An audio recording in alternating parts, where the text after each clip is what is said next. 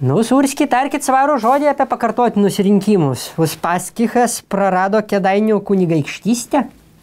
Niekas nieko neprarado, reikia žiūrėti paprasčiau. Žmonės paprasčiausiai išsirinko kitą tomatų padažą. Vadovavo anksčiau Krekenavos agrofirmos padažas, dabar bus Daumantų padažas.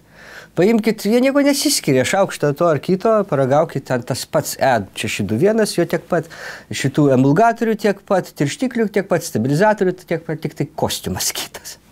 Nu, kartais įpakavimas etiketės daug ką reiškia. Kol ant sasiskos neužsipurški. Po pirmų rinkimų Viktoras apkaltino blogai dirbančius ministrus, o dabar įdomu, ką apkaltins dėl Kėdainių netekties. Tai ministrai čia tiesiogiai visai ne prie ko? Nu, iš tiesų įdomus klausimas, vat ką apkaltins Uspapskis kas dabar. Graužinienė. Graužinienės negali, nes darbiečiai laimėjo Ukmergėj. Pinskų. Negali, nes Živilė Pinskuvienė atnešė širvintas ant lėkštutės.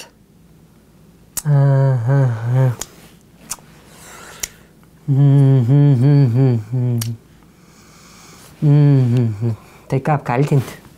Ką apkaltinti, nu blecha mucha. Nu nėra ką.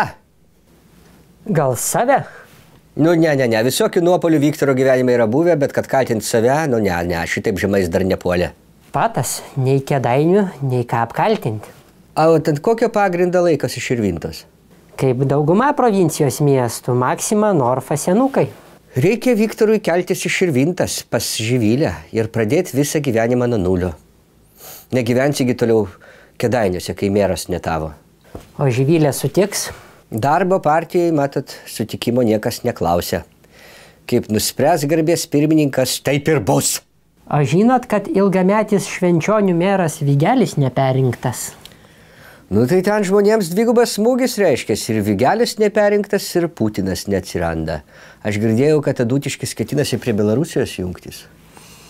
Kažkaip lyg ir atsirado tas Putinas. Atsirado Putinas? Kažkaip tai. O, kaip gerai, ačiū Dievui.